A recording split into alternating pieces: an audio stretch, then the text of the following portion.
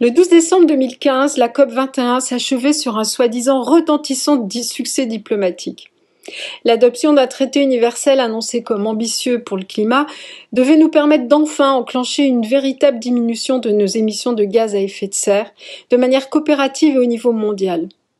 L'objectif clair était de contenir l'élévation de la température moyenne de la planète, nettement en dessous de 2 degrés centigrades, en poursuivant l'action menée pour limiter l'élévation à 1,5 degré centigrade.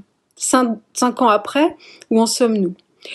Novembre 2020 a été le mois de novembre le plus chaud jamais enregistré dans le monde. L'Europe a connu son automne le plus doux jamais enregistré, avec une moyenne de 1,9 degré centigrade au-dessus de la période de référence. Les années 2015 à 2020 sont les 6 années les plus chaudes jamais enregistrées. Et malgré la crise de la Covid-19, le climat reste la priorité numéro 1 des Françaises et des Français qui sont bien conscientes et conscients que ces deux enjeux vont de pair. Elles et ils sont les premières et les premiers à en subir les conséquences, mais aussi à agir.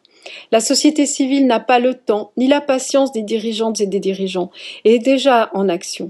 On retiendra du bilan d'Emmanuel Macron qu'au lieu de respecter sa parole de proposer sous forme de loi ou d'un référendum les 149 propositions de la Convention citoyenne pour le climat, il a une nouvelle fois cédé au lobby, nous faisant perdre en crédibilité sur la scène internationale, et il laissera derrière lui un quinquennat de l'inaction environnementale.